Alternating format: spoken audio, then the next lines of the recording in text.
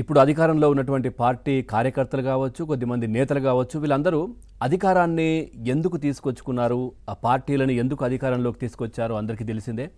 YCP అనే ఒక బూచి రాష్ట్రం నుంచి తరిమెయ్యాలి, సో వాళ్ళ అరాచక పాలన నుంచి విముక్తి తీసుకురావాలనే ఉద్దేశంతో సో ఆ కూటమి ప్రభుత్వాన్ని కూడా ఇటు ప్రజలు, అదేవిధంగా ఆ పార్టీలకు సంబంధించిన కార్యకర్తలు కూడా ఎన్నుకున్నటువంటి పరిస్థితి. ఆ విధంగా అధికారాన్ని చేపట్టే విధంగా వాళ్ళు తమ తమ విధాలుగా దీనికి పోరాటాలు చేసి పార్టీలను నిలబెట్టినటువంటి పరిస్థితి కనిపించింది. ప్రజల దగ్గర నుంచి, సామాన్య ప్రజల దగ్గర నుంచి పార్టీ కార్యకర్తలు, ముఖ్య నాయకుల దగ్గర వరకు కూడా చాలామంది కష్టపడి అధికారంలోకి తీసుకొచ్చారు కూటమి ప్రభుత్వాన్ని.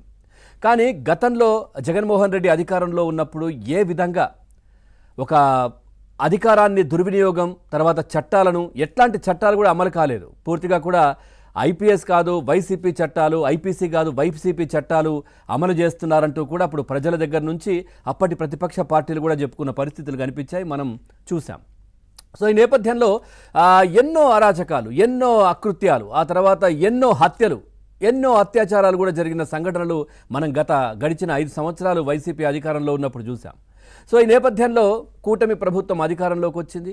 సో మా కష్టాలన్నీ తీరుతాయి అని అనుకున్నారు. కానీ అభివృద్ధి మాత్రం కేంద్ర సహకారంతో, చంద్రబాబు నాయుడు గారి దూరదృష్టితో, ఆయన విఘ్నత, ఆయనకున్నటువంటి అపార మేధస్సు అనుకోవచ్చు, లేదనంటే అనుభవం, వీటన్నిటితో పాటు ఇటు పవన్ కళ్యాణ్ గారు, లోకేష్ గారు, తర్వాత పురంధేశ్వరి గారు కేంద్రం దగ్గర నుంచి మనకు కావాల్సినవి తీసుకురావడం, కేంద్రం మనకు అడగనివి ఉదారంగా ఇవ్వడం. సో ఈ విధంగా ముందుకెళ్తున్నారు. కానీ ఏదైతే వీళ్ళు పడ్డ కష్టాలు ఉన్నాయో కార్యకర్తల దగ్గర నుంచి ప్రజలు కూడా, అవి ఇప్పటికీ ఇంకా అక్కడక్కడ కూడా కొనసాగుతున్నటువంటి పరిస్థితులు, వాటిపైన దృష్టి సారించాలి అని చాలామంది ప్రజలే కాదు, ఇటు కార్యకర్తలే కాదు, ప్రజలు కూడా ఆవేదన వ్యక్తం చేస్తున్న పరిస్థితులు కనిపించాయి.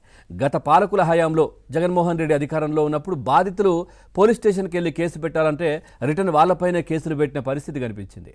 ఎక్కడా కూడా మనం చూసాం.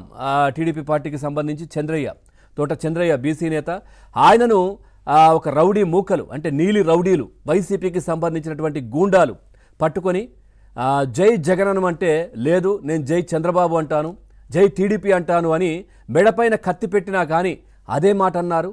సో ఆ కత్తి పెట్టినటువంటి కర్కశకులు ఆయన గొంతు కోసేసినటువంటి పరిస్థితి కనిపించింది. చనిపోతూ కూడా ఆయన అదేవిధంగా జై చంద్రబాబు, జై టీడీపీ అంటూ కూడా ఆయన మాట్లాడిన పరిస్థితి కనిపించింది. సో దానికి పార్టీ నేతలకు కావచ్చు, అధినేత చంద్రబాబు నాయుడు కావచ్చు, చాలా దిగ్భ్రాంతి వ్యక్తం చేయడం, ఆయన పాడమోయడం, ఇవన్నీ కూడా జరిగిన సంఘటనలు మనం చూసాం. అదేవిధంగా బీజేపీ నేతలకు సంబంధించి కూడా ఎన్నో ఇబ్బందికర పరిస్థితులు నెలకొన్నాయి. గత పాలకుల హయాంలో వాళ్ళు లోకల్ బాడీ ఎలక్షన్స్ కావచ్చు, లేదంటే మున్సిపల్ ఎన్నికలు, లేదంటే పంచాయతీ ఎన్నికలు, ఇట్లాంటి సమయంలో కూడా బీజేపీ సపోర్ట్ చేస్తున్నటువంటి చాలామంది నేతలు ఎవరైతే ఉంటారో వాళ్ళని నామినేషన్లు కూడా వేయనివ్వలేదు. వాళ్ళ నామినేషన్ పత్రాలు లాక్కొని మహిళల చేతులు కూడా తెగిపోయినటువంటి దృశ్యాలు మనం చూసాం. ఇట్లా రక్తాలు కారుతున్నటువంటి దృశ్యాలు కూడా గతంలో మనకు కనిపించాయి. ఆ విధంగా జగన్మోహన్ రెడ్డి అరాచకాలు సృష్టించినటువంటి పరిస్థితి కనిపించింది. సో ఇప్పుడు అధికారం మారింది, కూటమి ప్రభుత్వం వచ్చింది, అట్లాంటి కష్టాలు ఉండవు అని అనుకున్న తరుణంలో ఇంకా కూడా అలాంటి పరిస్థితులు రాష్ట్రంలో కనిపిస్తూ ఉన్నాయి. మొన్నటికి మొన్న మనం చూడొచ్చు, చిత్తూరు జిల్లాకు సంబంధించి కూడా టీడీపీ కార్యకర్త రామకృష్ణ హత్య కేసుకు సంబంధించి కూడా పూర్తిగా అక్కడ గతంలో అధికారంలో ఉన్నటువంటి అధికార పార్టీకి సంబంధించిన నేత పెద్దిరెడ్డి, అంటే వైసీపీలో కీలక నేత, ఆయన కావచ్చు, ఆయన కుమారుడు కావచ్చు, వాళ్ళ కనుసన్నల్లోనే ఈ హత్య జరిగింది అని టీడీపీ పార్టీకి సంబంధించిన లీడర్లు అయితే చెప్తున్నటువంటి పరిస్థితులు.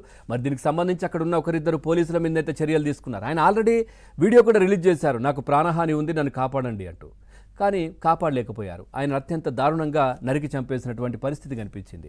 సో ముఖ్యంగా ఈ పుంగనూరుకు సంబంధించి కావచ్చు, ఈ పెద్దిరెడ్డికి సంబంధించి మనం మాట్లాడుకోవాలంటే, ఆయన మనం చూసాం తిరుపతి బై ఎలక్షన్ సమయంలో కూడా అప్పుడు పూర్తిగా ఏ విధంగా అరాచకాలు సృష్టించారు, ఏ విధంగా ఇతర ప్రాంతాల నుంచి మైనారిటీలను కూడా తీసుకుని వచ్చి, అంటే ఓటు లేనటువంటి వాళ్ళని కూడా తీసుకుని వచ్చి వాళ్ళతో ఓట్లు వేయించినటువంటి పరిస్థితి. బస్సుల్లో, లారీల్లో అట్లాంటి వాళ్ళని తీసుకొచ్చారు. ఆయనకు సంబంధించిన ఫంక్షన్ హాల్స్లో వాళ్ళకు బస ఏర్పాటు చేసి నకిలీ ఐడి కార్డులు, నకిలీ ఓటర్ కార్డులను సృష్టించి ఏ విధంగా మనం చూసాం. అప్పుడు ఎన్నికల అధికారి అక్కడ ఉన్నటువంటి ఆయనకు సంబంధించినటువంటి ఐడి పాస్వర్డ్ కూడా వీళ్ళ దగ్గరే దొరికిన పరిస్థితి. ఆ తర్వాత చర్యలు తీసుకున్నారు ఆయన మీద, అది వేరు. కానీ అట్లా అరాచకాలు సృష్టించారు వీళ్ళంతా. సో మనం చూసాం పెద్దిరెడ్డికి సంబంధించి గతంలో ఏదైతే కలెక్టర్ కార్యాలయాన్ని, దాంట్లో ఉన్నటువంటి రూమ్ను అంటే ఏదైతే అక్రమ ఆస్తులకు సంబంధించి అంటే కొన్ని ప్రభుత్వ భూములకు సంబంధించి కొట్టేశారనే ఆరోపణల నేపథ్యంలో అసలు దానికి సంబంధించిన ఫైల్ను కూడా ఏదైతే ఆ కార్యాలయాన్ని కూడా తగలబెట్టారు అనే ఆరోపణలు అవి కూడా మనకు కనిపించాయి అన్నమయ్య జిల్లాకు సంబంధించి కూడా. సో ఇట్లా మొన్నటికి మొన్న చూసాం ఆ ఫారెస్ట్లో ఏదైతే అక్కడ ఒక పెద్ద ఫామ్ హౌస్ కట్టుకున్నారు, ఏంటిది కట్టారని చెప్పేసి అడిగితే సో ఏం చెప్తున్నారు, అది అక్కడికి మేకలు కాసుకునే వాళ్ళు వస్తే వాళ్ళు బస చేయడానికి వాళ్ళు సేద తీరడానికి కోసం ఇంత పెద్ద ప్యాలెస్ కట్టాను నేనని చెప్తున్నారు ఆయన.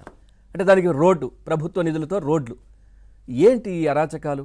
సో ఇంకా కూడా ఇప్పుడు మనం ఏదైతే మాట్లాడుకున్నామో చిత్తూరు జిల్లాలో టీడీపీ కార్యకర్త రామకృష్ణ హత్యకు సంబంధించి సో ఈ దీనికి సంబంధించి ఇంకా కూటమిలో ఉన్నటువంటి నేతలు కావచ్చు, కొద్దిమంది అంత కార్యకర్తలు కావచ్చు ఇంకా ఆవేదన వ్యక్తం చేస్తున్నారు. ఇప్పటికీ మా మీద దాడులు జరుగుతూనే ఉన్నాయి, ఏం చేస్తుంది కూటమి అనేది వాళ్ళ ప్రశ్న కనిపిస్తూ ఉంది. ఈ రోజు కూడా పుంగనూరులో ఏదైతే ఈ హత్యను మరవక ముందే ఏదైతే కృష్ణా జిల్లా Pedana main road Navrang tea stall వద్ద మారణాయుధాలతో సులేమాన్ బాషా, ఆయనను టీడీపీ దాదా అని చెప్తా ఉంటారు, అక్కడ ఆ ప్రాంతంలో మైనారిటీ నేత, ఆయన దివ్యాంగుడు, వికలాంగుడు.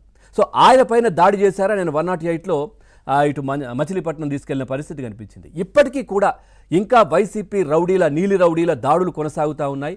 సో ఖచ్చితంగా మమ్మల్ని ఆదుకోండి, మమ్మల్ని కాపాడండి అంటూ కూడా చాలామంది విజ్ఞప్తులు చేస్తున్నటువంటి పరిస్థితులు ప్రజలే కాదు కార్యకర్తలు కూడా సో ఇబ్బంది పడుతున్నటువంటి పరిస్థితులు. ఖచ్చితంగా దీనికి సంబంధించినటువంటి